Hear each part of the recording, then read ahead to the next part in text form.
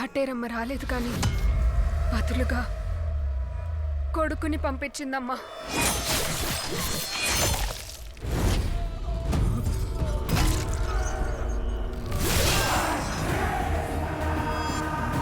Hi మామా, ఇండియాలో sequel మూవీస్కి ఉన్న హైపే వేరు. ముఖ్యంగా సలార్ 2కి ఉన్న హైప్ అంతా ఇంత కాదు.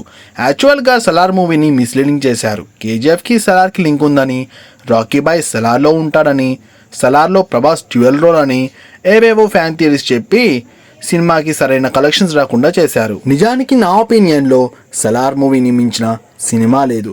సలార్లో ఉన్న ప్రతి క్యారెక్టర్, ప్రతి సీన్ డైమండ్ లాంటిది. ఎస్పెషలీ ఆ బీజిఎం దద్దరిల్లిపోద్ది.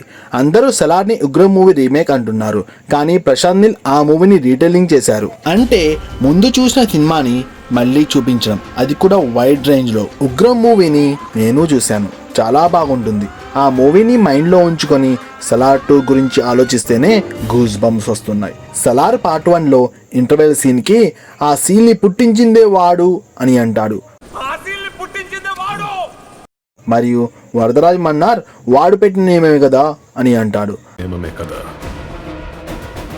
దాన్ని ఎవరు ఆపినా చావాల్సిందే. అంటే రాజు వరదరాజే, కానీ రూల్ దేవా చేస్తాడు. దేవా రూల్ ఎలా ఉంటుంది? మన్నార్ ఆర్మీని ఎలా ఓడించారు?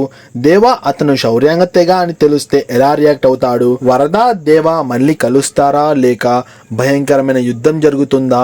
ఇలా ఆలోచిస్తూ పోతుంటే మైండ్ పోతుంది. పడుకున్నా కూడా కాటేరమ్మ ఫైట్ కల్లోకి వస్తుంది. క్యాజువల్గా వాకింగ్ చేస్తుంటే వేలంగడి సీన్ గుర్తుకొస్తుంది. మా అమ్మ పిలిచిన దేవా అని వినిపిస్తుంది.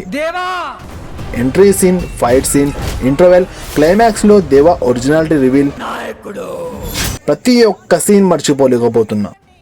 సలార్ 2కి మినిమం 2000 crores పక్కా అనిపిస్తుంది. ఇంతవరకు చూశారంటే మీరు కూడా నాలా సలార్ ఫ్యాన్స్ అయి ఉంటారు. సలార్ 2 కోసం ఎంతమంది వెయిట్ చేస్తున్నారో కామెంట్ చేయండి. ఈ వీడియో నచ్చితే లైక్ చేయండి. మరో మంచి వీడియోతో మీ ముందుకు వస్తా. సబ్స్క్రైబ్ చేసుకోండి.